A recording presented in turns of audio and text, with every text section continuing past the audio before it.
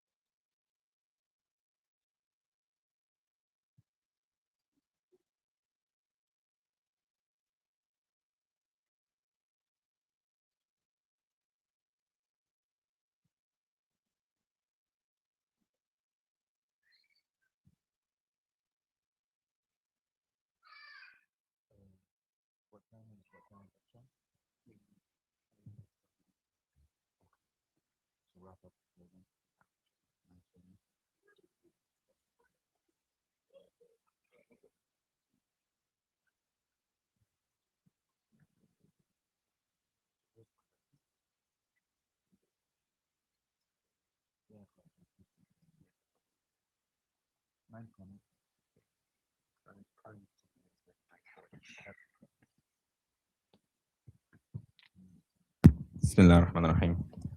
Assalamu alaikum, everyone. Um, Inshallah, I'm just gonna give a quick introduction for Imam Anwar. Quick intro. The official. I'll give you an official intro and an unofficial one. The the official intro is Sheikh Anwar Arafat is senior instructor at Sapiens Institute and was the Imam of the Islamic Association of Greater Memphis. The unofficial introduction is I've known Anwar for more than 25 years now. Him and I and a third friend of ours, his name is Osama Shami, used to be inseparable. We were the ones running the MSA at the University of Utah. We were always involved, like the youth here in the masjid. And Osama Shami, Allah yarhamu, he went on to be a da'i, and he actually was one of the speakers in Al Huda TV. You can look him up on YouTube. He still has some of his videos there, Allah yarhamu. And then Anwar Arafat, he went on and studied Sharia, in Kuwait and other places. And I was the third person who was an idiot and did not study Islamic studies and actually just went and did my science degree. So with this, Anwar, inshallah, is going to talk us about da'wah, especially with the FIFA World Cup coming up. What things that we can do, inshallah. Jazakumullah khair, Anwar. Jazakallah khair. Assalamu alaikum wa rahmatullahi wa barakatuh. Bismillah, alhamdulillah, wa salatu wassalamu ala rasulillahi wa ala alihi wa sahbihi wa man walaha ma ba'd. So, as you guys heard, I've known Muhammad for almost 25 years, which means that we both met when we were 5 years old. Just I know it doesn't look like we're that old, subhanAllah, or at least it doesn't feel that way. Alhamdulillah, it's Allah a blessing to be here and to see the community and everyone, inshallah ta'ala. Beautiful masjid, beautiful people. And we ask Allah subhanahu wa ta'ala that He blesses our gatherings, our communities, our families, our congregations, Ya Rabbil Alameen, and that He blesses us with beneficial knowledge and benefits us from that knowledge and makes it so that the knowledge that we gain is an argument for us and not against us on the day of resurrection. To proceed, inshallah, like you said, we're here because of the FIFA World Cup. Are you guys ready for the World Cup? I don't know anything that's going on in the World Cup. I'm going to be honest. I have no idea. The guy earlier, my driver who came and was telling me Mbappe and some other names. And I was like, cool. That's interesting, cool story. So why the World Cup and why are we giving da'wah during the World Cup? Okay. Because the eyes of the world are going to be on these matches. And we're going to be hosting a lot of people. It's estimated that 4 or 5 million people are going to come visit the United States, plus an additional people internally are going to be going to these matches. Additionally, most people can't even afford to go to one of the matches, so they're going to be hosting like live events, viewing events, whatever. So there's going to be a lot of activity around this. And so our intention, inshallah, is to take advantage of that human presence, of people's attention, to maybe focus on a bigger goal. So we actually designed t-shirts that say, what is your goal? And it has like a goal, like the soccer goal post. But the idea is to say, like, what is your goal in life? Right? That there's a bigger goal than just scoring goals or watching people score goals, which is worse, right? Unfortunately, now in modern day America, we've turned too many of our activities into a spectatorship.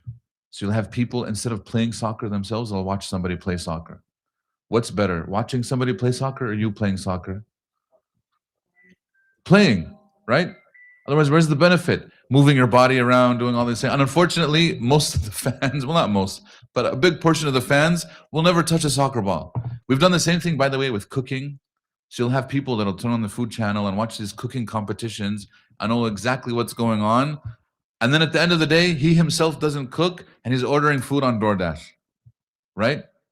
You'll have people that instead of actually like going into a good marriage and romance and stuff, they'll watch somebody have a romance on TV.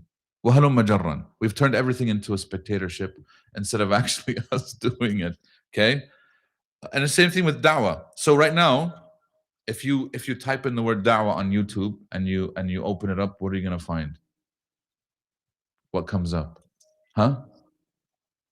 But yeah, what does that typically look like? Is it a shouting match? It's an argument, a debate? Giving da'wah, he's giving a lecture essentially, right?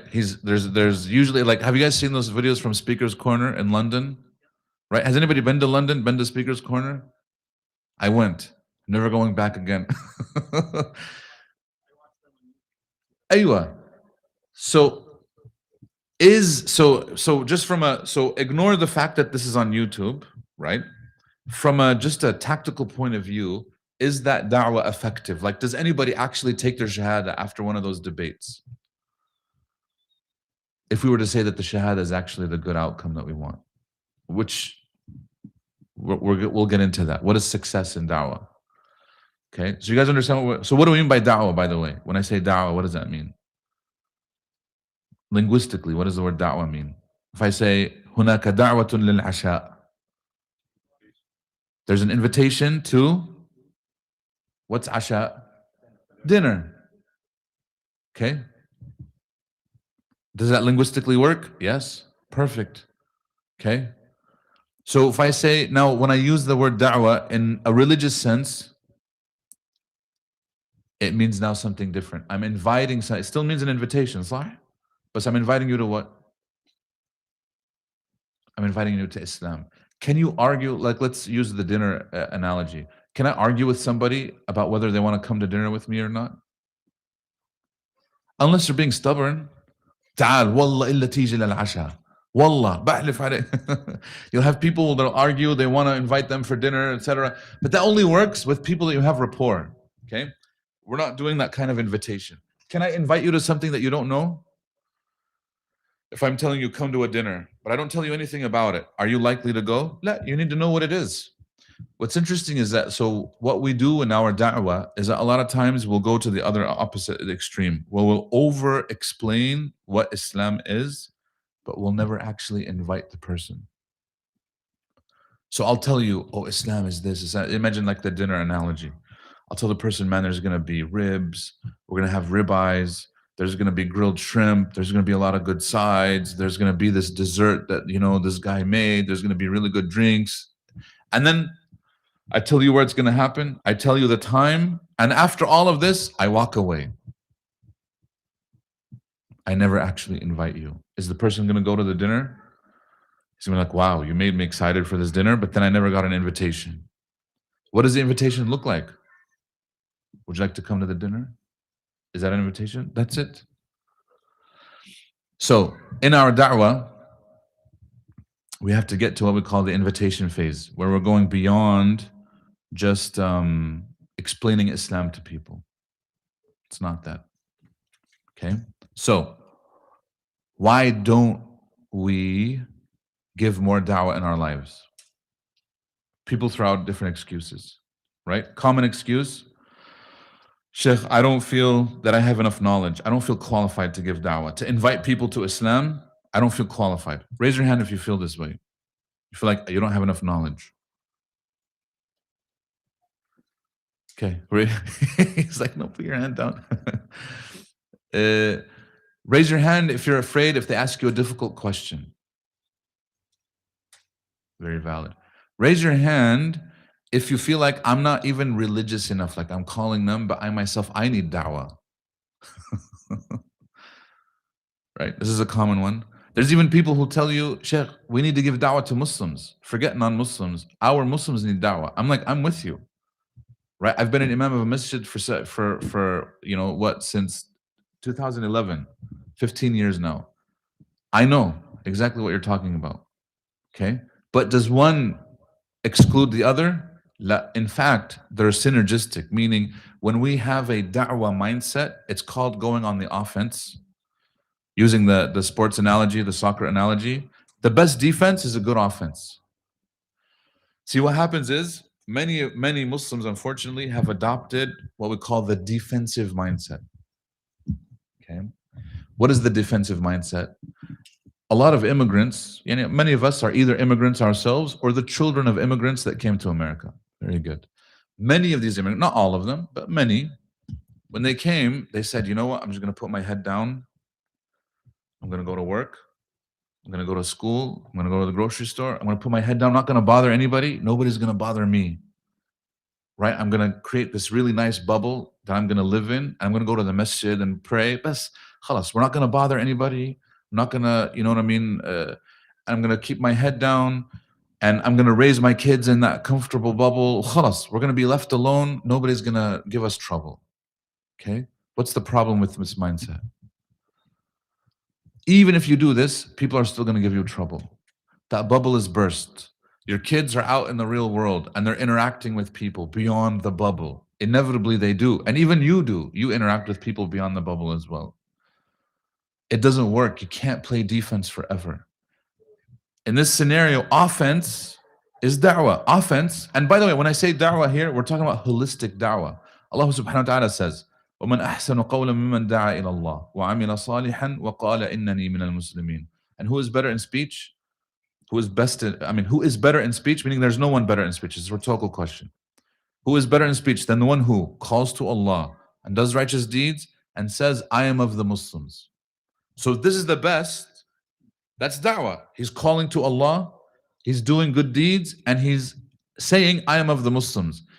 Because it starts from best to least, that means we start from the least and move our way up. So the least, according to this verse, is actually the last thing that it mentions, which is وَقَالَ إِنَّنِي مِنَ الْمُسْلِمِينَ. He says, I'm of the Muslims, meaning I'm okay identifying myself as Muslim.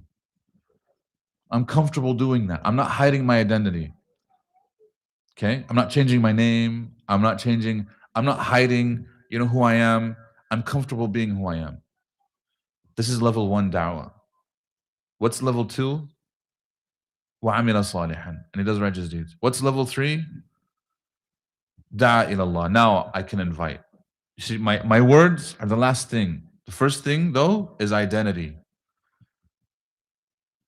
When I adopt the bubble mindset, the defensive mindset, it means that I'm ashamed. Essentially, I'm ashamed of being who I am, or of saying who I am. I'm not comfortable identifying myself as Muslim. And you know who picks up on this? Our kids.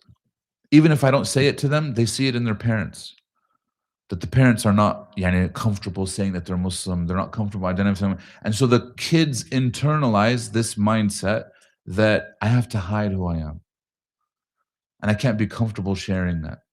Which is why the da'wah mindset is very important, because it if we don't adopt it, there's no future for Islam and Muslims. Forget the West. Aslan, it works worldwide. Aslan, we have to adopt this mindset. And there's many studies that have been done on this. We can get into it. But because we only have an hour, we're going to be skipping through a lot of different material. When I go on the offense, I'm comfortable saying who I am. My kids are. And so the fear is no longer, when I put my kids out there into the real world, most of us have a fear, my kids are going to be influenced, they're going to change, they're going to assimilate, they're not going to be who they are. Okay? But with a da'wah mindset, the fear is the other way around. The fear is that my kid will influence his peers. He's going to be a positive force amongst his peers. He's going to be telling them, hey guys, what you guys are doing, smoking, drinking, partying, whatever it is, it's not good for you. I don't do it. And I'm comfortable saying that I don't do it. It's a problem when we have Muslims that are not even comfortable saying to their coworkers, I don't drink.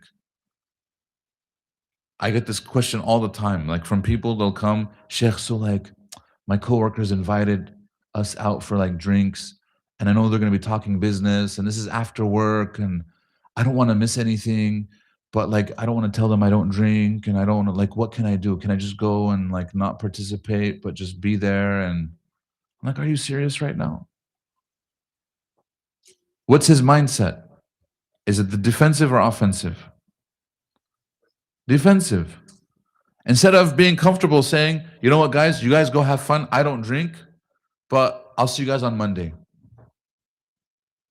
You know what happens when people see you stick up for your principles?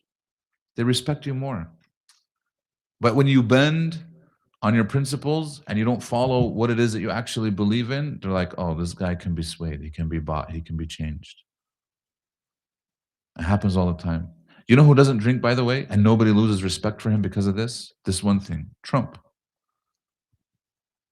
Trump hasn't had a sip of alcohol since he was 21 years old, which is crazy to me, because all these things are like, wait, all of this was sober? But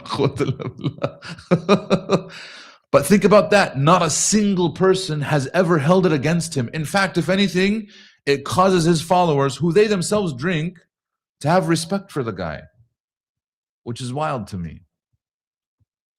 Okay, why? Because he took a principled stance and he stuck to it. And then sometimes we're afraid of doing the same thing.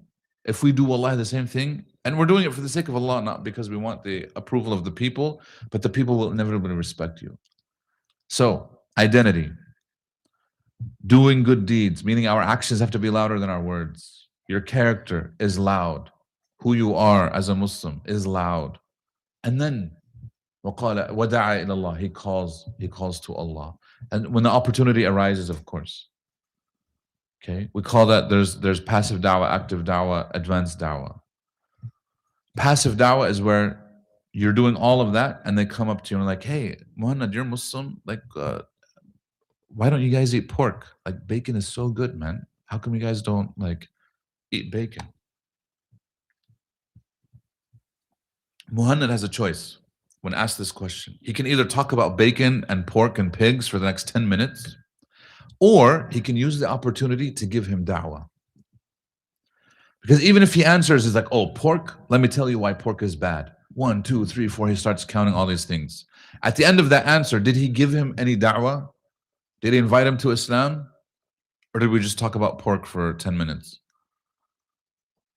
You guys understand? Then how does it become a da'wah conversation? How do I not necessarily pivot, but how do I actually use this opportunity to invite? Because here's the thing, why is he asking the question?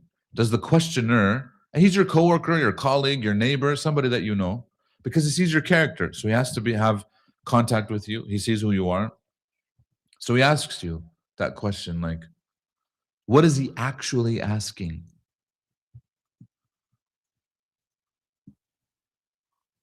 Would anybody, let me pause for a second. Would anybody ever come up to you or me and say, hey, you're a Muslim, tell me everything that you know about Islam? That's an absurd question, and it's an impossible question to answer. So instead, he knows something that he heard. He sees you as a Muslim, he's going to ask you about it. But in reality, he just wants to indulge in a conversation. Tell me a little bit about what you know about Islam. That's what he's actually asking. Now, he doesn't word it that way. He says, talk to me about pork, bacon. Why is it haram? So you now have an opportunity, instead of talking about bacon, talk about Islam. Those are two different conversations. This is just one example. His question could have been about hijab. It could have been about terrorism. It could have been about the age of Aisha. It could have been about slavery in Islam. Whatever, all these like big, major, difficult questions that we get asked. All of them, same way. You know what? That's an excellent question. Thank you, Bob, for asking. You know, as much as I would like to eat bacon, I don't, because I obey God. I believe in God and I obey him. And that's because I actually believe in God. I love God. I'm assuming you, Bob, you believe in God too? What's Bob going to say? Either yes, no, or I don't know. And you take the conversation from there. Bob says, no, I don't believe in God. Oh, why not, Bob? Oh, you know, I used to, and then, you know, my mom passed away and that's it. I stopped believing. Oh, I'm sorry to hear that, Bob. What happened? Now we're having a deep conversation. Because otherwise the conversation could have been about something else. Now it's deep. It's about the individual. What does the individual need? And we'll have that conversation. Everybody with me so far? Okay. So, what are some of the contentions? One, I don't have enough knowledge. Okay. How much knowledge does a new Muslim need? What does a person need to become Muslim? What do they need to say? The Shahada. La ilaha illallah Muhammad Rasulullah. Do they need anything else? If they say it, they believe it, are they Muslim? Khalas, that's it. So guess what you need to explain to them? The Shahada. Nothing else. Anything else is extra. It's like, what's it called? Cherry on the cake. But it's not necessary. Okay? So, I'm talking to Bob now in our conversation with Bob. What do I need to focus on? He's telling me about his mom. We're talking. Excellent.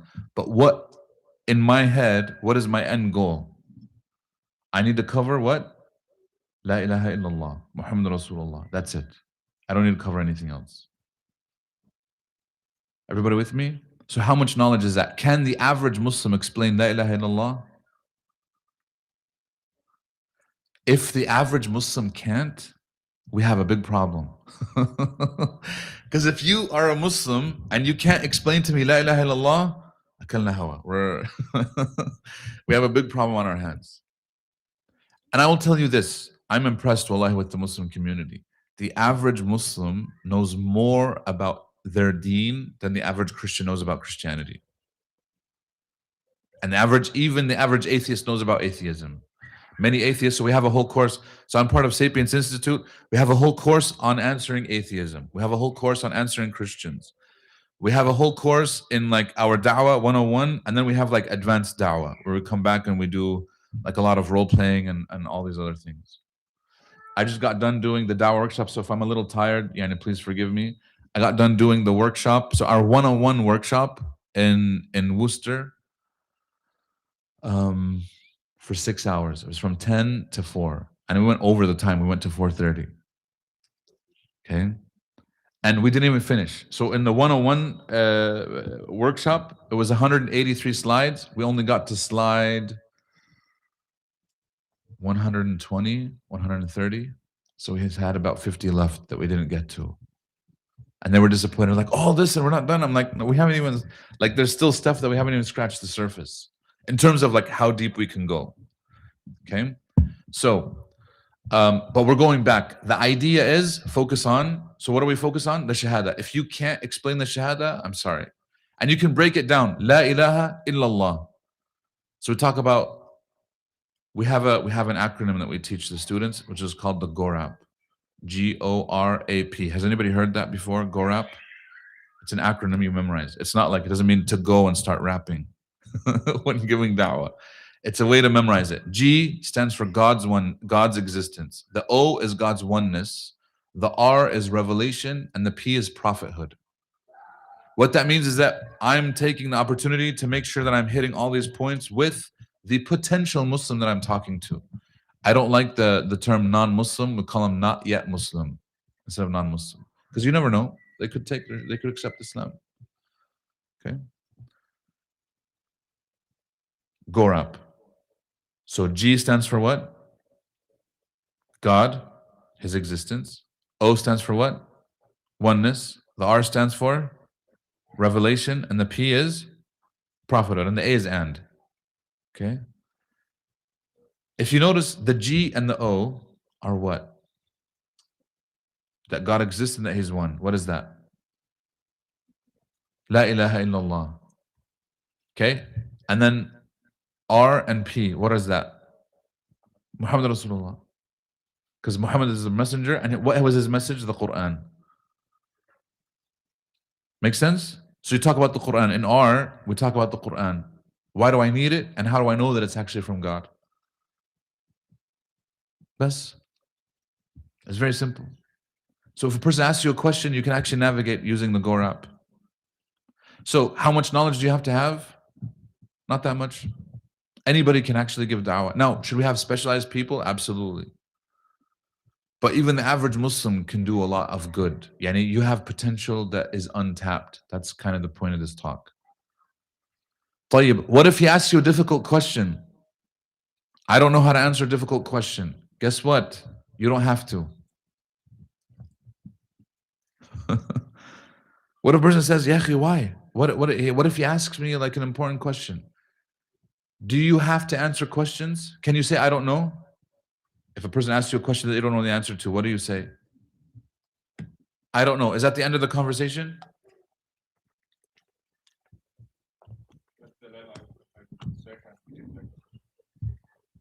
Right, but right now with him there, what can I do? Yeah, I don't know about this, but let me tell you what I do know. I know La ilaha illallah. Let me tell you about that. Everybody with me? You don't have to answer the. In fact, I will tell you now, there are questions that not only do you not answer, you shouldn't answer, even if you know the answer to it, to a potential Muslim. And this might sound controversial. You're like, what, Sheikh? What are you saying? I shouldn't share my knowledge with people? Actually, you share it in the correct manner. Kif, where are we getting this from? I have two stories for you guys. You guys ready? We'll pivot to some story time because this usually helps. I don't want people to fall asleep. First story, Prophet Yusuf alayhi salam from the Quran. The second one is Prophet Musa alayhi salam from the Quran. Prophet Yusuf in the Quran, Allah subhanahu wa ta'ala says, وَدَخَلَ مَعَهُ السِّجْنَ فَتَيَانِ. Two young inmates entered the prison with Yusuf. They entered together. They know him. Okay? What happened when he got to jail? What happened? What did these two inmates say? We saw dreams. قال أحدهما إني أراني أعصر خمرا. One of them said, I see myself I'm making wine. وقال الآخر إني أراني أحمل فوق رأسي خبزا تأكل الطير منه. I see myself, I'm carrying bread and the birds are eating from the bread. نبئنا بتأويله, tell us the interpretation of these dreams. إنا نراك من المحسنين, we see that you're among the good doers. What was it that Yusuf alayhi salam was doing that was good? They said that Yusuf alayhi salam, when he went to jail, he didn't say, oh, woe is me, I'm in prison, khalas, my life is over, I can't do anything, I'm just going to stay in here for however long it takes to get out, and then that's when my life is really going to start. Did he say that? La. Yusuf alayhi salam, as soon as he got to jail, he went to work. He said, I'm still going to do good. So, كان يقوم في المريض. He would help anybody who was sick in jail. He was solving problems, getting involved in fights. He was intermediate between people, mediating and doing yani, everything that you can imagine that a person can do good in jail, he was doing. And such is the believer, by the way. A believer is a person who المؤمن كالغيث أينما وقع نفع. The believer is like a beneficial rain. Wherever you put him, he'll be beneficial. He'll benefit people. This is the believer. Okay? He doesn't say, oh, you know what? Because there's a lot of people that said this when they came to America. Oh, I'm going to go to America, khalas. I'm just going to save enough money to go back home. And then it never happens. And neither he benefited the community here, nor did he benefit himself, nor did he benefit the community over there. It was a very selfish existence. Okay, Yusuf alayhi salam didn't have this mindset. He said, I'm gonna do good. So these people, the two inmates, because they saw that he was doing good, they realized that this guy maybe has also spiritual good. They saw him praying, they saw him doing this. Let's ask him about the interpretation of our dreams. Yusuf alayhi salam takes advantage of the scenario. You're gonna get asked a question. Do what Yusuf alayhi salam did. Did Yusuf alayhi salam interpret the dreams for them immediately? Did he say, hey, you had these dreams? Here's the interpretation. Good luck. What did he do? For 6 verses in the surah, he delays answering their question. He says, good question. Let's put it to the side for a little bit. Let me tell you a little bit about who I am, what's going on. He's giving them da'wah. He pivots. Just like when you were asked about bacon, you could answer him about bacon, but you say, you know what? Excellent question. Let me tell you a little bit about Islam before we get to the bacon. Or it could be a difficult question. Bacon is an easy one. It could be a difficult question. Hey, I see in the Quran it says mulk yamin. وَمَا مَلَكَتْ أَيْمَانُكُمْ. What is this? You're like, well, good question. Empathize with it. I understand. Let's put it to the side. Let me tell you a little bit about what Islam is. Everybody with me so far? What did Yusuf alayhi salam do? They came, they asked, he says, قال لا يأتيكما طعام ترزقانه إلا نبأتكما بتأويله قبل أن يأتيكما. Don't worry. You won't get your next meal except that I will have interpreted your dreams for you before the next meal comes. I'm going to interpret it. Don't worry. I'll answer your question. It's very good. However, let me tell you a little bit about myself. إني تركت ملة قوم لا يؤمنون بالله وهم بالآخرة هم كافرون. I have left the way of my people. They disbelieve in Allah and they disbelieve in the hereafter. Meaning what typical society was doing at the time, I don't follow that. So what do I follow? واتبعت ملة آبائي إبراهيم وإسحاق ويعقوب ما كان لنا أن نشرك بالله من شيء. Right? I follow the way of my forefathers, Ibrahim and Ishaq and Yaqub. He's naming it. This is how I know what I know. We don't associate partners with Allah. I worship Allah alone. Okay? Wow, okay, they're listening. Now he switches it to them. So I got asked a question. Is it okay for me to ask the person a question? Yes, not only is it okay, it's actually a must. These da'wah conversations are not one way. You get asked a question. So typically in a conversation, who's in control of the conversation? The questioner or the answerer?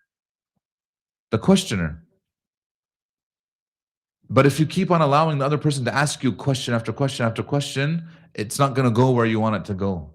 You have to ask them questions. In fact, you should ask them questions because you have to listen to where it is that they are in their journey. What is it that appeals to them? Who are they? What are they doing? It's crazy to me how many du'at make this mistake where they don't listen to the other side. And many of them have the excuse like, I don't have time to listen or I don't want to. Yeah, but you're making a mistake. If you don't know where he is, how can you give him da'wah? We had a guy at one of our da'wah tables. So we had a weekly da'wah table in Shelby Farms. This is a park in Memphis. And one of the brothers he loves like this idea of da'wah. He's overly zealous. But it's a part of that is because he actually loves debating and arguing. So this sister comes, a lady, right? She was jogging in the park. She's tired. She comes to the table because we had some water bottles at the table and there's some Qur'ans and pamphlets. So she stops. She wants one of the water bottles and she's like, "What's this?" And she imagine she's jogging and she takes the water bottle. And so the brother got excited. He's like, "Oh, yes, a catch. I'm going to tell her everything about Islam. Oh, we're talking to people about Islam today. Oh, really? Wow, that's interesting. What is this? Oh, this is the Quran. Wow, really? She's looking at it. Yeah, let me tell you about the Quran. Let me tell you about this. So for the next 10 minutes, the guy's just non-stop giving her his spiel about Islam. This is what we believe. This is Gaza. This is the Quran. After the 10 minutes, right, he just pauses for a second and she interjects. He finally gives her a moment and she says, "By the way, I'm Muslim." This happened in front of me. And I was like, whoa. Like, yeah, that's hard to recover from. If he just stopped and asked one question, any question, just let her talk about herself, he would have found that out and not embarrassed himself or her. Because now she knows that he assumed that she wasn't Muslim, you know what I mean? And that whole problem. So don't be that guy. Ask questions. Okay, find out where they are. Sometimes they don't need a lot. Sometimes they'll tell you what they're going through. The same brother, this he's a wonderful brother. I love him. He was at every single dawah table. So I get to the dawah table a little bit late. And he was there arguing there was a black lady. We're in Memphis. It's a black majority city. And they're arguing. And so it's in the middle of an argument. They're arguing over whether the hellfire exists. He's saying, hellfire is necessary. Otherwise, where are the bad people going to go? We need a place for all these criminals. This is the only way for justice to be established. How can there be justice without these things? Okay. On the other side, she's like, no, I believe in God. My God is a loving God. He's merciful. He doesn't need to punish anybody. Why would he do that? You know what I mean? That just seems so cruel and forever. Like this is they're going back and forth. Nobody's saying eye to eye. I listened to it for about 2 minutes and then I jumped in. I was like, guys, I'm gonna time out. Can I talk for a little bit? So the brother said, yeah, absolutely, go ahead. Sister, I introduced myself. Look, I'm one of the local imams actually, but I hear you. I know where you're coming from. So what did I do? You empathize with them. I hear you. I understand exactly where you're coming from. Right? And I'm assuming you believe in heaven. Right? Yeah, I do. See, we do too. And in fact, you might agree with this. We as Muslims, we believe that that's where we're actually from. Like Adam and Eve originally were living in paradise. And then they came down from there to earth. And our whole existence here on earth is that we just want to go back to paradise, heaven. I'm assuming you want to do that too, because we just want to go home. And she's like, yeah, I just want to go home too. And she said that and she starts crying.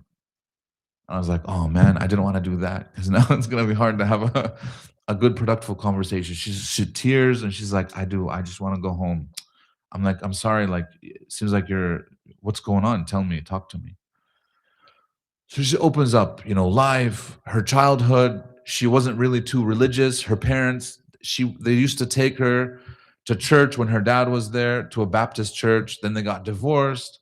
Then her mom wasn't really religious, wasn't that good of a mom either. Then her aunt took her in. Her aunt was Catholic, so she started taking her to the Catholic church. So she became Catholic as a result, got baptized in the Catholic church, is going through difficulties herself in her life. What am I doing the whole time? I'm just listening.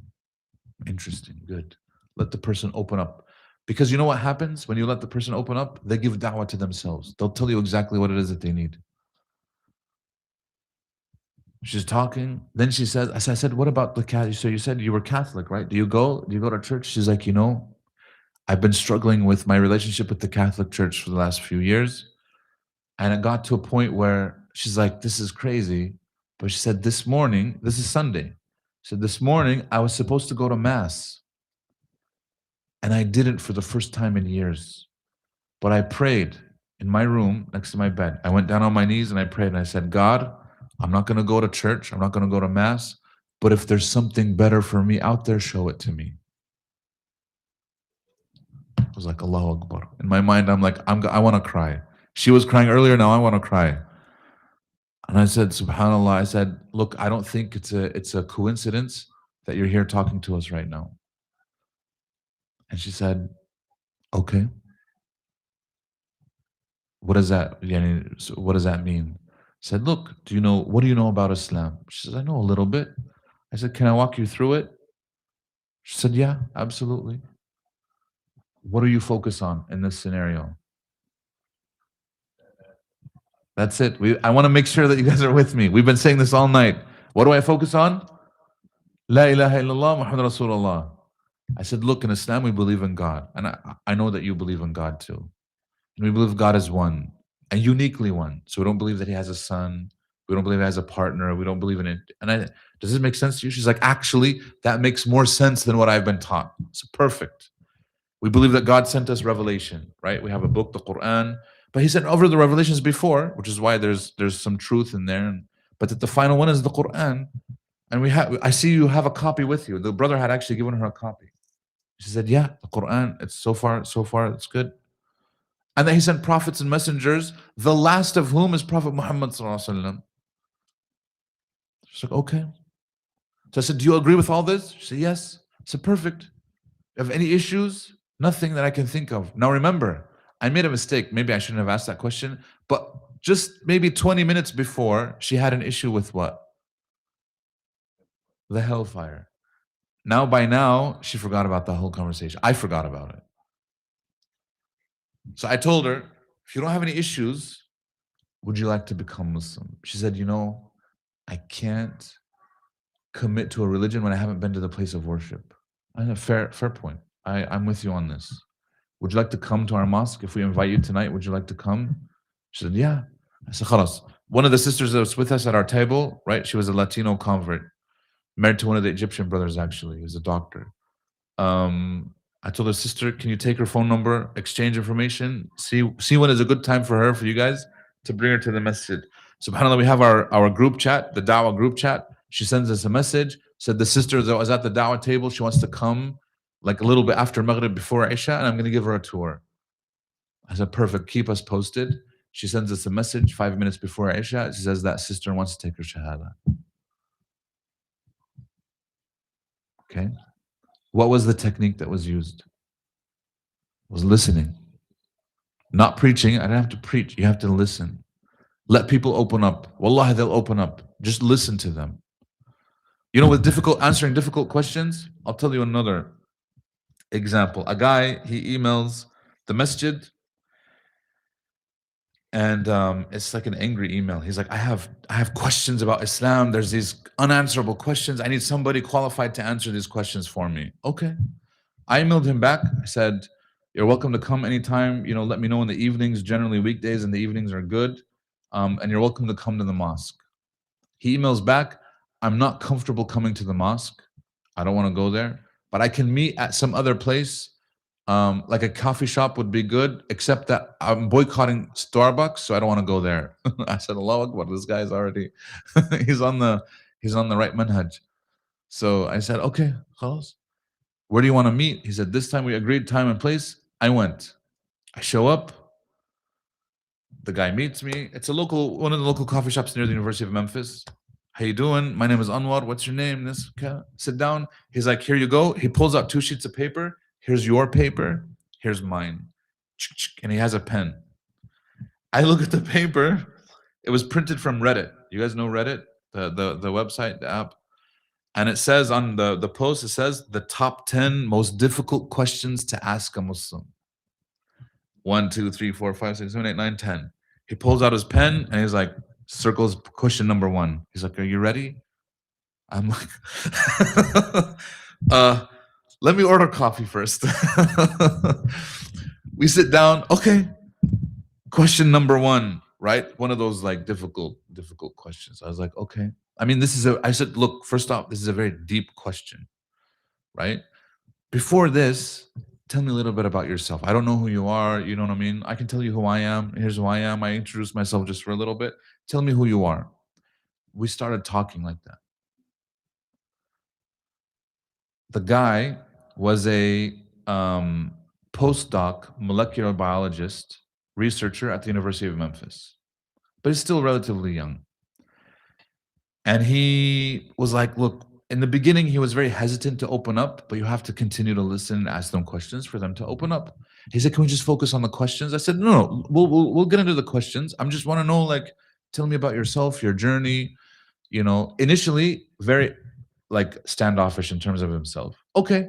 So this one is very deep so I said, khalas, if you don't want to open up, this is in my mind. We need to first cover some basics in Islam. This is what I told him before we answer such a difficult question. Okay? Because here's the thing, and this is true, by the way. For most people, when they ask a difficult question, let's say they ask about the age of Aisha. That was one of the 10. To me, actually, it's not that difficult of a question. It's not even a big problem. We actually have bigger questions that most non-Muslims don't even know about, which is good, that are way more difficult to answer. This one just gets a lot of coverage. A person's like, I was on Twitter and I saw, whatever. And I'm like, okay, good. Let's say it was the age of Aisha. Okay. One route, and this is the route that most Muslims do, and this is a mistake, is that we try to overly rationalize something that happened 1400 years ago. Because inevitably what it is that people wear lenses. So we have what we call a worldview. We have a whole subsection of our courses and worldviews. Because Islam itself is not just a religion. In fact, saying that Islam is a religion is doing it a disservice. It's more than that. It's a way of life, but it's also a worldview. It's how I see the world, how I see reality, how I interpret my life, the lives of others, how I interpret what's going to happen to me after I die. All of that is part of a worldview, right? Other people also have worldviews, which means that I'm wearing a set of glasses that are coloring and tinting the world in the way that I see it. So if a person is wearing yellow glasses, as much as I tell them, hey, you see this white, he's going to see it what color? It's yellow. I'm like, no, this is white. No, it's yellow. And I'm like, okay, well, so if I try to rationalize something like this to him, I'm going to try to bend this to fit into his worldview. And that's actually what we do with a lot of our da'wah. And it's wrong. I'm telling you right now. You guys ever see those pamphlets that they hand out? Like some organizations, it'll say like hijab in Islam, women in Islam, terrorism in Islam. I don't like them. I don't use them anymore. We used to use them a lot back in the day. We don't use them anymore. They don't work. Because you know what happens? They're a defensive mindset pamphlet. Meaning they're trying to justify what we're doing to the other person so they accept us. But that's not what we need to achieve. What we need to, instead of doing that, is take off the person's glasses. And then they can see everything for its true color. I don't have to justify anything. Does that make sense? There's one technique where I'm trying to fit everything that I have into this person's worldview, or let me just show you how your worldview is a little off. Let me take those glasses off and now you can see neutral color. Like, wow, okay, I see what's going on. Because once they do that, they don't have a problem with most of this stuff. It's not a problem anymore. And then if it is, we can explain it now. We can go through it and talk about it. So most people, when they get asked that question, they attempt for the age of Aisha, as an example, we'll try to justify, we'll talk about like biology, puberty, the desert, this was normal, 1400 years ago. It was normal up until 100 years ago, and it's not this. Oh, whatever. There's entire lectures. Every single major, mashallah sheikh, modern times, has given a lecture on the age of Aisha. There's research papers published. There's actually people that have gone to, like they said, actually the narration in Bukhari is a little bit weak because it was narrated by her nephew. Not a problem. If you want to go that route and say she was 15, 16, 8, whatever it was, mish mushkila. At the end of the day, you're still trying to bend something to the other person instead of showing the other person that, hey, maybe your worldview needs to be questioned. Let's actually analyze that. That's what we call offensive versus defense, right? Offense versus defense. Okay? Everybody with me so far? So, at the age of Aisha, if I'm trying to change his worldview, do I even focus on the age of Aisha? Does the person know anything about Aisha? Does he know anything about the Prophet? Does he know anything about Islam? If he's your coworker or colleague, he'll come to you and be like, "Hey, look, Muhammad, I saw, like, I was on Twitter and I saw this, and you seem like a nice guy. Like, what's up with this? Where is he coming from?" He's asking. His real question is, if Islam is true, how do you solve this problem? So what's the question that you need to answer? Show me that Islam is true. So it's very good. I understand where you're coming from. Look, if I just saw this and I didn't know the background to this, I would have a problem too.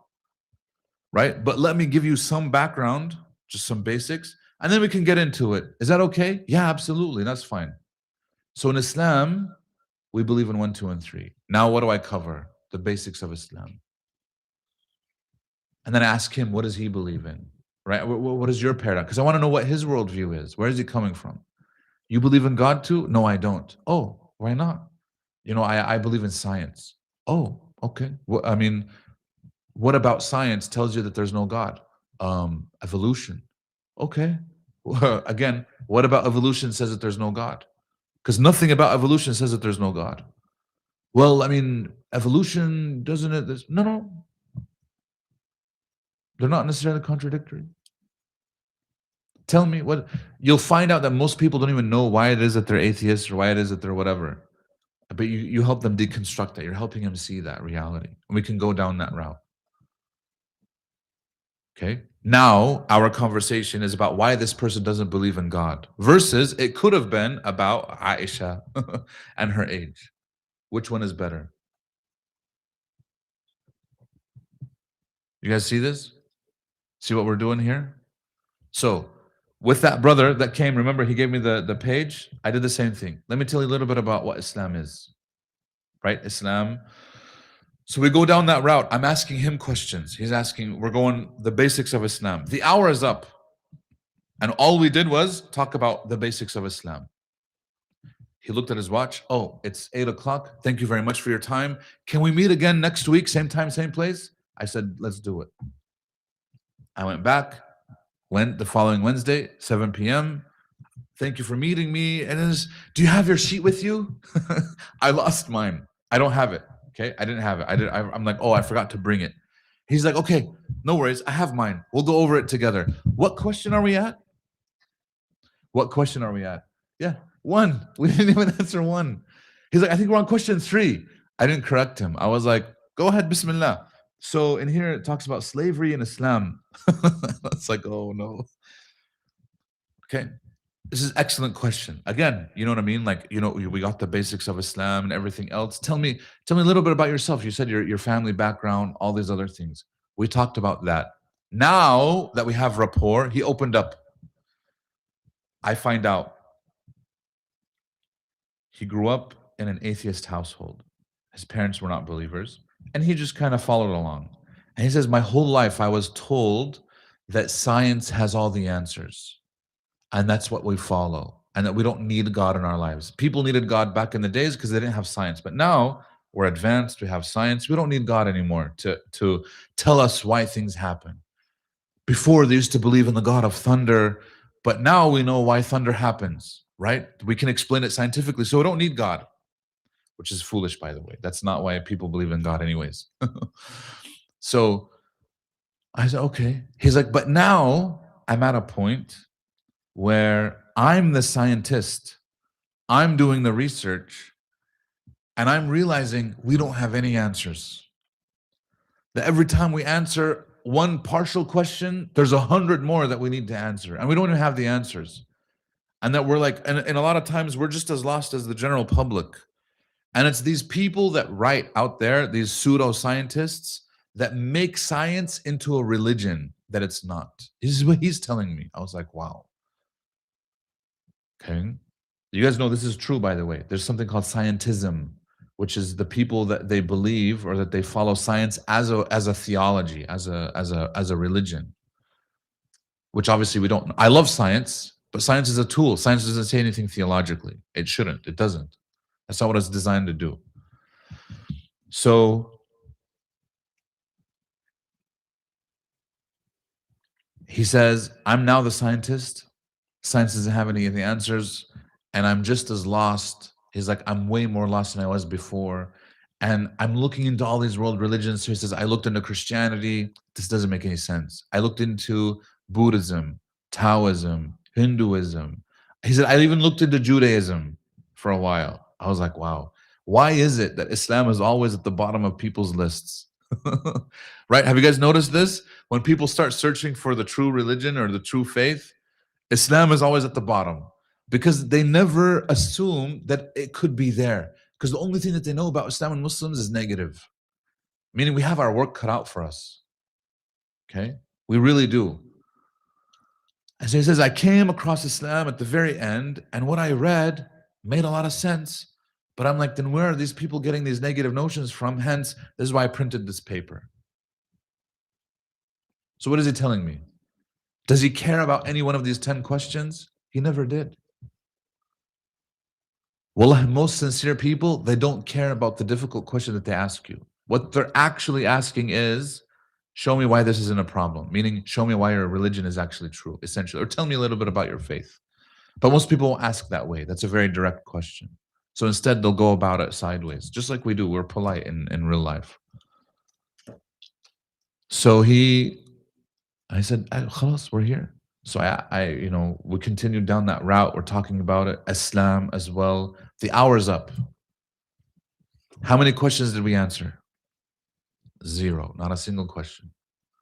Okay. I said, so do you want to meet next week? He said, no. Let me think about everything that we've said. You've given me a lot to think about, and I'll be in contact with you. I said, okay. This is Wednesday. On Friday, he emails me and he says, hey, I want to invite you over to food at my house this Sunday, and I want to take my shahada. I was like, Allahu Akbar. Okay. I said, either one of two things is going to happen. Either he's going to be sincere and he's going to take his shahada, or I'm going to die as a shaheed. He's going to poison me. I told one of the brothers, I said, come with me, just in case something happens. Yani, you can go and tell my wife, and my kids what happened to me. He's like, la, inshallah. I said, I'm teasing. Let's go.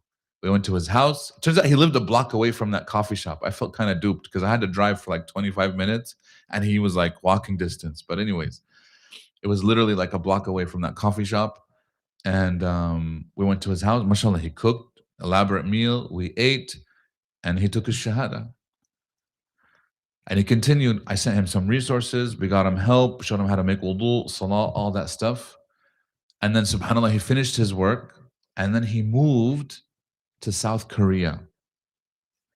And then a year after that, he emails me and he says, hey, Sheikh, I just want to let you know, I'm a member of the masjid here in Seoul, South Korea, and I joined their da'wah team. I was like, wow, Allahu Akbar, that's amazing. Okay. Any questions right now? I know we've been talking for a while, and it's about 9:10. We said we're going to pray at what, 9:30? So about 20 minutes left. Any questions, concerns? Okay. Remember what we said. Pivot like Prophet Yusuf alayhi salam did. And it's not a pivot. It says, let me tell you the basics before I answer your question. In the case of this guy, I never actually answered the questions. Yusuf alayhi salam eventually did, because it was a dream, right? But before he answered the dream, he tells him, وَاتَّبَعْتُ مِلَّةَ آبَائِي, I follow the way of my forefathers. Right before that, تَرَكْتُ مِلَّةَ قَوْمٍ لَا يُؤْمِنُونَ بِاللَّهِ. Then he asks them a rhetorical question, which is important. I ask them a question. What was the question that Yusuf alayhi salam asked them? This is the question that got them to accept Islam, by the way. The two prison mates, the inmates that were with him, they accepted Islam because of this question. يا صاحبي السجن أأرباب متفرقون خير أم الله الواحد القهار? Which one is better? My fellow prison mates, which one is better? All these dispersed, differing gods, several gods, or the one dominant, supreme, almighty? Which one is better? They naturally knew the answer. Everybody knows the answer. You don't even have to explain it. It's a rhetorical question. And then he tells them, ما تعبدون من دونه إلا أسماء سميتموها أنتم وآباؤكم ما أنزل الله بها من سلطان. What you're worshiping besides him are just names that you guys made up. You and your forefathers. Allah has nothing to do with them. إن الحكم إلا لله أمر أن لا تعبدوا إلا إياه ذلك الدين القيم ولكن أكثر الناس لا يعلمون. Right? All rule is to Allah.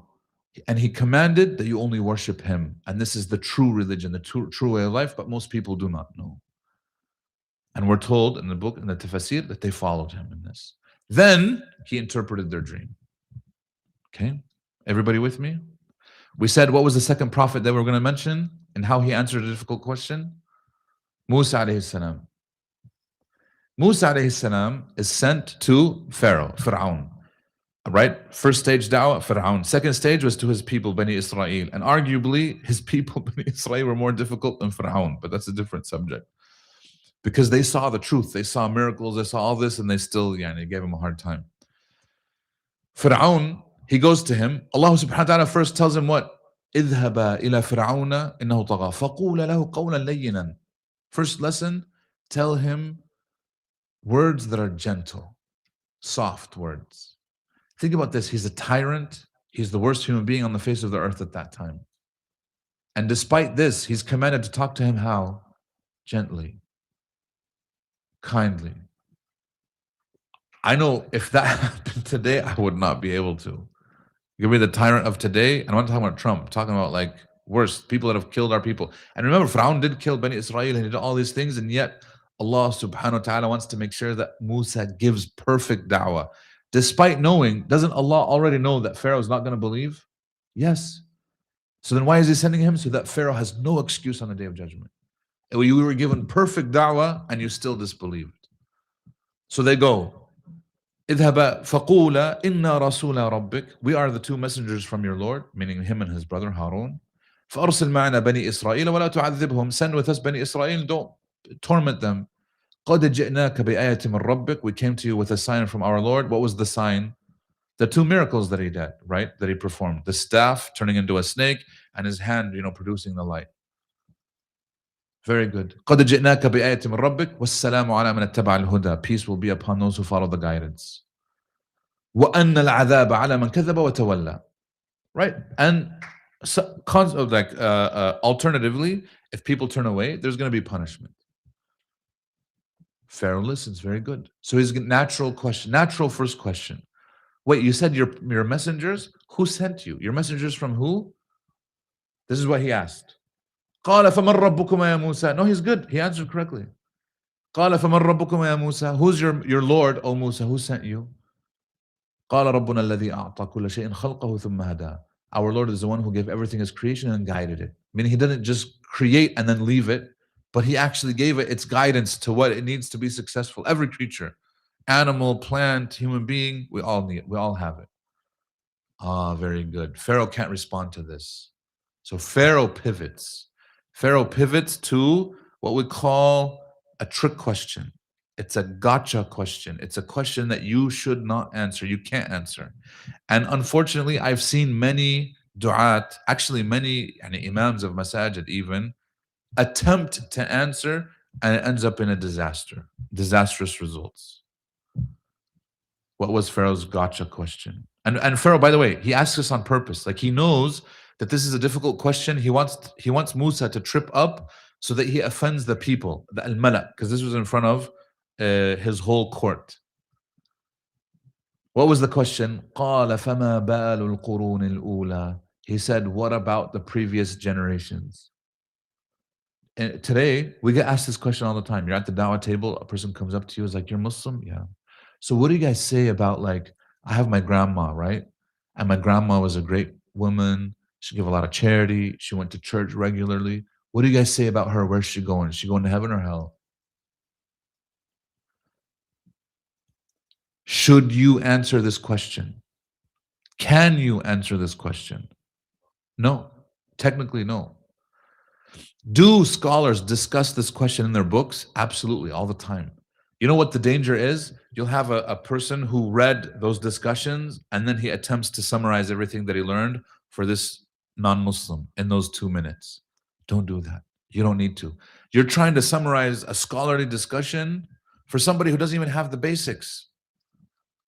You're doing them a disservice. Give them the basics first. Pause. Does Musa alayhi salam does he know what happened to the previous generations?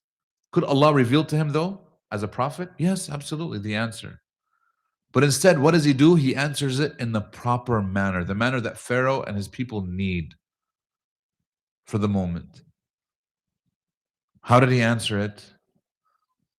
قال علمها عند ربي في كتاب لا يضل ربي ولا ينسى. He said, the knowledge of this is with my Lord in a book. It's recorded. And my Lord neither falters nor does he forget. Allahu A'lam. Some of us feel bad when we say Allahu A'lam. Like we don't like to. Only God knows. But that's actually the right answer. I'm not answering. I'm actually giving you the answer. God is the judge, not me.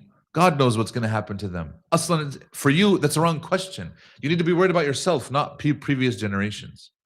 When the person comes and asks this question, I don't want to say it's an insincere question. Maybe that guy who came to the da'wah table is sincere, but it's the wrong question. And so we need to reframe the question back to the person. Don't worry about your grandma. God will take care of her. Worry about yourself. Your grandma's dead. There's nothing we can do about her. So the answer doesn't actually help. Okay, what you need is to focus on you. Similar to when the man would come, the Bedouin comes to the Prophet ﷺ and he says, Ya Rasulullah, mata sa'a? O Messenger of Allah, when is the day of judgment? People are asking the question now. They see everything that's happening in the world and are like, whoa, we're close to the day of judgment. It doesn't matter if it's close or not. What matters is, are you ready for it? You have to be ready. This is why he asked him, وَمَا أَعْدَدْتَ لَهَا? What did you prepare for it? قال ما أعددت لها شيئا إلا أني أحب الله ورسوله. I haven't prepared anything except for the fact that I love Allah and His Messenger. And the Prophet ﷺ then tells him, المرء مع من أحب يوم القيامة. A person will be with those whom he loves on the day of judgment. I mean, it has to be sincere love. It's not just a claim. Everybody can claim love, but it has to be sincere, genuine. There's a difference. Okay? طيب. Musa alayhi salam answers the question perfectly. Allah is the one who knows. And you know what? Since it looks like you guys need more of the basics, let me tell you more about who Allah is. So he continues, الذي جعل لكم الأرض مهدا وسلك لكم فيها سبلا وأنزل من السماء ماء فأنبتنا به أزواجا من نبات شتى كلوا وارعوا أنعامكم إن في ذلك العبرة لأولي النهى. He's giving him proof after proof. These verses are دلالة إقامة الدلالة على وجود الله وعلى إتمام نعمه عليهم. So it's a dual argument, meaning it's not only proof, everything that he's telling them, that he's the one who made the earth for you flat and he sent down rain, right, flat so you can find your passages, your pathways in it, and he sends down rain and he brings down vegetation that both you and your animals can eat from, all of this stuff. This is not only proof for God's existence, but it's also Allah reminding them, or Him reminding them of Allah's favor upon them. That you recognize Allah's favor, be thankful, and this favor that you're thankful for is also proof that He exists. It's a dual edge. So what does Pharaoh do after hearing all of this? He knows he can't argue with that. There's no argument against that. So Pharaoh pivots. He goes back to what? You know, remember those two miracles that you did? This is magic. قال أجئتنا بسحرك. You know what I mean? Like, لتخرجنا من أرضنا بسحرك يا موسى فلنأتينك بسحر مثله. Okay, you brought us this magic. You think that impresses us? We're going to bring similar magic. He's pivoting away because he can't argue against Allah's creation. Do you see what happened? Musa says, good, you want to argue that? Let's go there.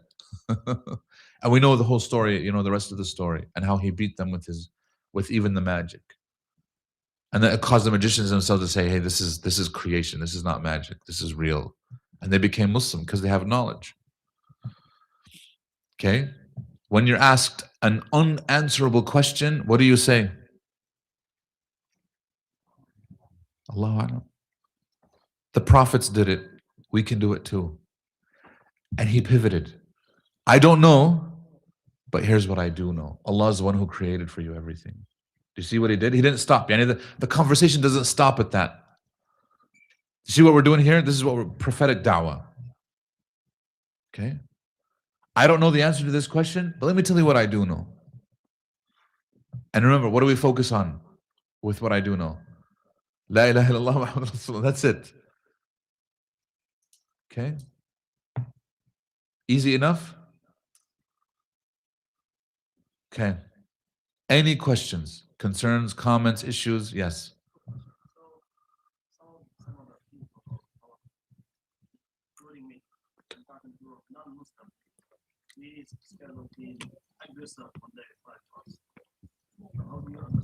If he's aggressive, that means he's a missionary.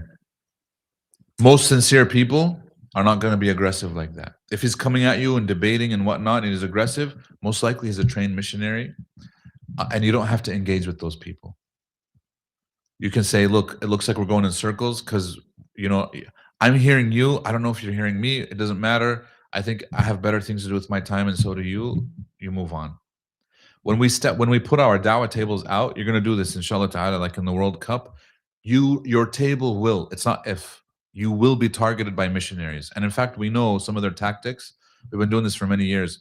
They'll come and they'll try to disrupt your table. So they'll come, they'll pretend to be sincere, they won't identify themselves, and they'll just endless debate, endless. And they'll bring up like really big stuff. And you can tell simply from the question that he's answering, this guy went online, he searched a few things, and he's bringing them. At our table, like in Memphis, this guy, every Sunday, he was there before we set up the table. He's waiting for us. Wallah, it was a missionary. And I told one of the brothers that was helping us set up the table, don't engage with him. Khalas. Insa, tanshu. La, it seems like he's sincere. Ya akhi, don't be fooled. Yani, even if he is, you know what he wants to do? Because I would ask him this question. I'd be like, look, I would love to have this conversation with you. Can we go over here? So we're in the park. There was this little cafe pop-up. I would say, can we go get some coffee while we talk? No, I want to stay here. Why do you want to stay here? It turns out that they want to disrupt the table and make it into a debate so that sincere people walking by don't stop. Because they see something's going on, they're like, I don't want anything to do with that. And they won't stop at the table. You have to take him to the side.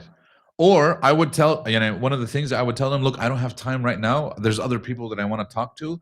Let's schedule a time. You tell me the time and place and I'll meet you there. No, I want to talk now. Clearly not sincere. If he was a sincere person, he would tell you, yeah, sure, I'll meet this time, this place, whatever. They don't want to do that. They didn't want to take it to the other. I would tell them, let's go get coffee. Let's move to the side. No. Why? Why can't I have the conversation here? Clearly, they want to disrupt the table. So don't let them do this. Take him to the side. Take him so that they don't disrupt the table. And if he becomes aggressive, you don't have to talk to him. Let him go. Those people aren't sincere. Yeah? They're there for a purpose. Does that make sense? Because they know they're losing customers, essentially. And they don't want to. Yeah.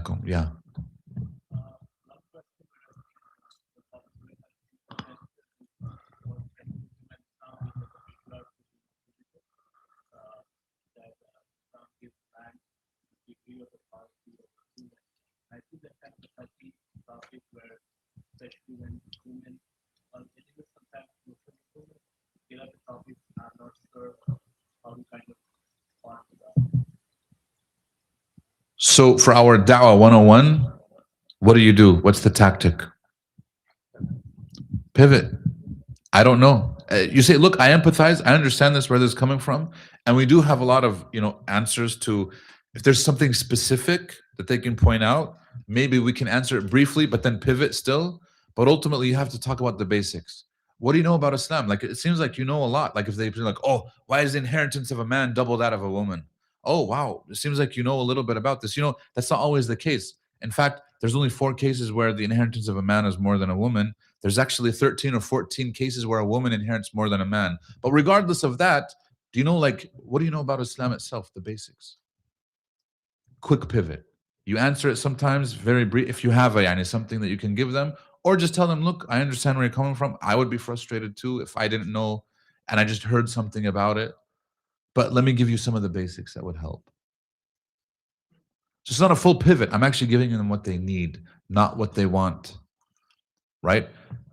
We do this all the time, by the way, with our kids. Your kid asks you, Baba, can I have a donut?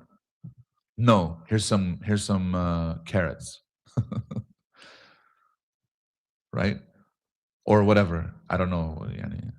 I'll be with them. I'll be like, yeah, I want a donut too. Why can't I have a donut? We know, by the way, all of us know, like if somebody gives you the choice between a donut and a salad, which one should you pick? We know that, right? But which one do we pick? Yeah. We're human beings. Sometimes in our da'wah, we treat the human being in front of us like he's Chat GPT. Right? Input, like excellent argument for Islam, very rational. I think that if I tell the person, he gives me 5 minutes, I'm going to give the best case for Islam. The output, shahada. Human beings don't work this way. We have hearts, we have emotions, we have minds, intellects, we have a fitrah, we have a body, we have all these things. And those cloud like our judgment. Are we as human beings, are we rational beings with emotions, or are we emotional beings that rationalize?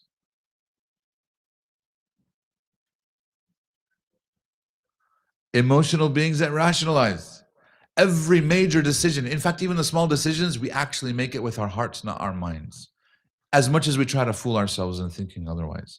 That's why I'll always pick the donut. Because this wants the donut. This knows like, don't. Oh man, khalas. And my body is calling out and everything else. Okay? So sometimes what the person says they want isn't actually what they need. And so now your role as a da'i is to prescribe. So your role is similar to like a doctor, even therapeutic in this regards. Let me give you what you actually need, not what you want. No, I want an answer to this. I know. I will give you one. But let me talk to you about this for now. We had a sister come to one of the masajid, one of my colleagues, Sheikh Fahad Taslim. This lady comes into the mosque. She has the book, Martin Ling's The Seerah, right? The book of Seerah, the life of Prophet Muhammad ﷺ, according to the early sources. Anybody read this one? Martin Ling's? It's actually good. So it's not as authentic as some of the other ones, but because Martin Ling's is a native English speaker, his writing is excellent. I'll read it and I'm like, this is good. I'll read like a translation of Rahiq al-Makhtoum and it's terrible. Like it's disjointed, doesn't read well. It frustrates me. I put it to the side. I can't imagine how a lot of like people who don't know how to read Arabic read this. It's difficult. So she has a copy of Martin Ling's in her hand. She comes in and she's like, I want somebody who can give me answers. Okay, Bismillah. Slow down. What happened? She's like, I'm reading the story of the Prophet Muhammad, and it says in here that he killed 700 Jews. Can anybody answer this for me? Bismillah, big question. There was a brother there, and he was like, actually, sister, it's 800. I'm like, wow, yeah, you an idiot. Okay. So, we have an imam here. Sheikh Fahad, he comes up to her. He's like, what? They're putting me on the spot. He was there to do like a different workshop. So, okay, what's going on? She tells him the thing. Okay, very good. Can we sit down someplace? You look upset. I'm sorry. You know what I mean? You know, this is not part of our, sit down, calm down. Let's talk. Tell me who you are, where you're coming from. Oh, she's Christian. She was Christian. She stopped going to church. So automatically now we're seeing he has to diagnose. Okay, this is what you should do in da'wah. Okay, you're used to, so what's going on now? This and this. Okay, very good. But she's like, I just can't get over this idea that Jesus died for our sins. Okay. So in Islam, we don't have somebody dying for our sins because it's not necessary. Because we believe in something called original innocence, not original sin.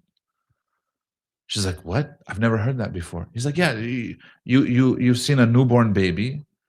When you see that baby, do you say, look at this filthy, sinful baby? Or do you say, look at this pure, innocent child? Which one? She said, pure, innocent child. She's like, exactly. And we believe that human beings retain that up until they make their own mistakes. I'm not accountable for the mistakes of my forefathers. Just like you're not accountable for the mistakes that your parents made. And your children are not accountable for yours. She's thinking about it. She's like, okay, that actually makes more sense. She's open more. Do you know the basics of Islam? Believe in God, one God, La ilaha illallah. He gets through the Gorap, La ilaha illallah Muhammad Rasulullah. She says, yeah, I agree with everything that you just said. This makes way more sense. She took her shahada. She was already aslan interested a little bit. There's a reason why she was reading the seerah, right? But she's toiling with these conflicting things. And she left. And Sheikh Fahad told me, I was on the plane flying back to Houston, Texas, when I remembered we never answered her question about the 700 Jews. She didn't need it. What was her actual question?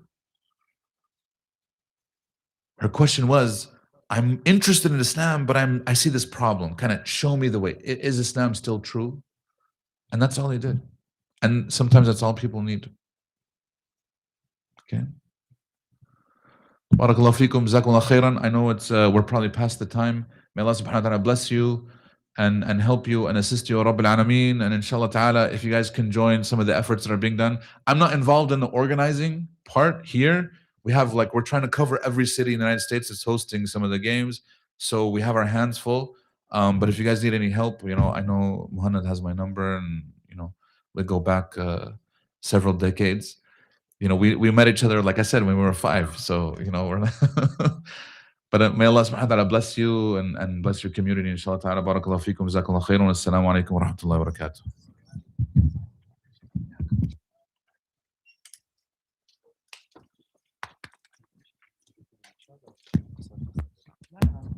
By the way, when he means we met each other 25 years ago, we were in college 25 years ago.